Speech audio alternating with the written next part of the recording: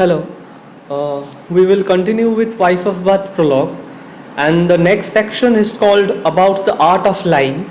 This is one of the smallest section of this text, and it's only about 10 to 12 lines.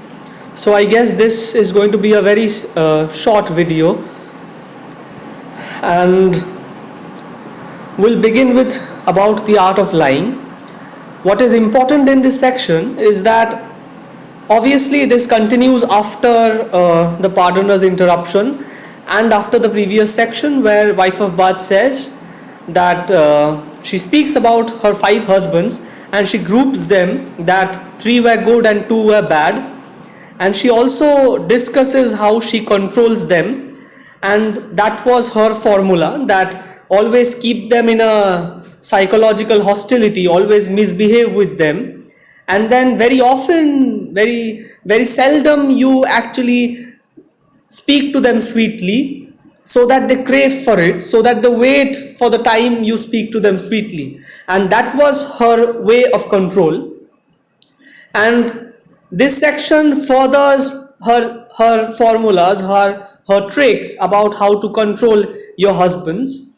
And one of them is, she says, it's lying. And what is important in this section is that here in this small section, wife of Bath actually addresses the women characters who are the part of this pilgrimage. Now in Chaucer there are many characters in Canterbury Tales, and there are only a handful of women characters, as women were not supposed to travel alone. They were always supposed to travel with their husband. They weren't supposed to go anywhere alone. So women going in the pilgrimage alone is a rare sight. So there are very few women character, and consequently very less women representation. So there are only 2 other women characters in Canterbury Tales except for wife of Bath. The 2 are the prioress and the other is a second nun. Now both of these, the prioress and the second nun, they both belong to a religious order that is exactly antagonistic to the position wife of Bath holds, because she is not really in the religious order. Wife of Bath is about sexuality and domesticity, almost opposite of the religious order.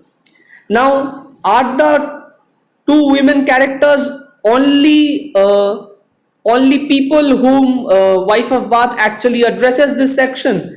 I think it is not.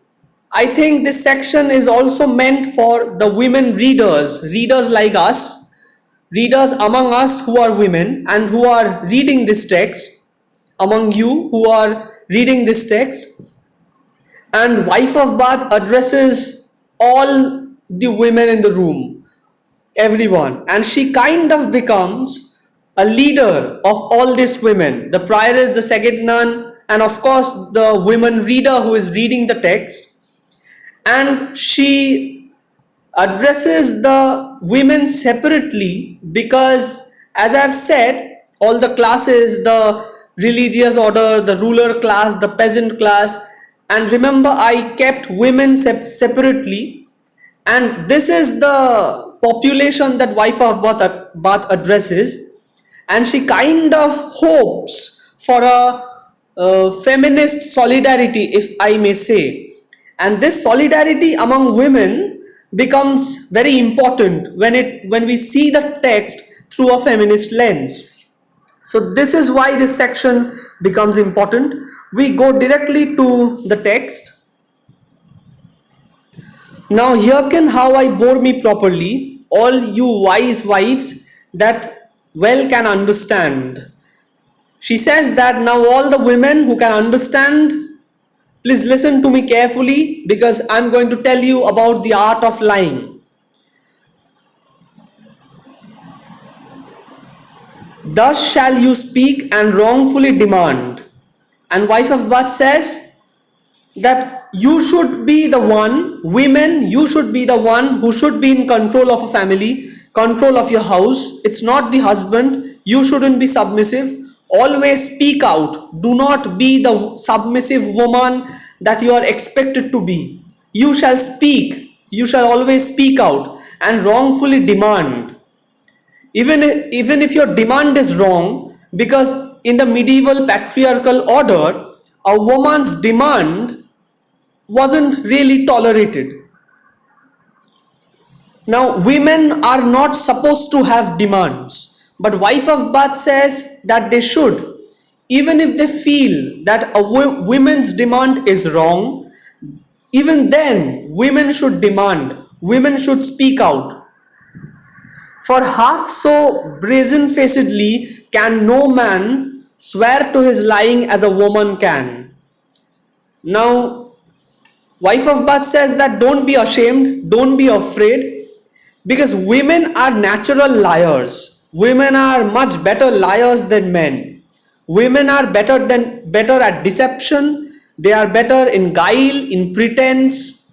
They are better liars. They can pretend. They are about deception. And these things which were said to women, and it's a part of the sexist tradition or a misogynist tradition, wife of Bath says that do not take these as your curse. If someone says women are better liars, women are better pretenders, women can pretend better, women are about deception, don't take these as curse. Use these to your own advantage. And she kind of using this sexist allegations, this misogynist allegations against women to her advantage and her empowerment. This is why she becomes a feminist character. This is why she becomes so important. I say not this to the wives who may be wise, except when they themselves do misadvise. And she says that I am not saying this to the women who are experienced, because women who are experienced, they already know how to lie, they already know about deception, they already know about guile. These tricks they have up their sleeve, they already know. Wife of Bath, she wants to guide the women who lacks these qualities, and she understands that women who lack these qualities about lying, about deception, they are in trouble. So those are the women she wants to help. A wise wife, if she knows what's for her good, will swear the crow is mad, and in this mood call up for witness to it her own maid. But hear me now, for this is what I said. She says the wise woman will convince her husband of anything. Now she will convince her husband that the crow is mad. Now this is an impossible thing, and wife of Bath says that if the woman knows what she is doing, if she is capable of lying, and women who are capable of lying are the wise women, and she will convince her husband just about anything. She knows the art of convincing men, and it may be through lies and deception, it may be through guile, it may be she is lying, but these for women, these are art, and these are art that women should know about lying. And she may even call her maid and waitress to swear for her, because she knows how to convince her husband, and she has kept her husband in a position that he will believe anything she says, even if her maid and waitress swear for her virtues, even then the husband will believe. That is the position she knows to keep her husband in. And this is what I said. And she is not speaking in vacuum. She is not like lecturing these women without knowing anything. She is rather using her own life's experience. And because she has this experience, she is in a position to guide other women. So this is why she claims for a feminine solidarity, or a feminist solidarity if you say, and she wants to guide other women so that they do not remain the submissive population that they were supposed to be in the medieval age. she will guide them, and she becomes a leading example, a leading experience she has. So this was the section. It was a very small section. From the next section onwards, we'll read more about her lies, and now we only have read about her art of lying. We know that she knows how to lie, and from the next section onwards, we read about her lies. We read about the lies that she tells her husband daily. So that's the next section. Thank you.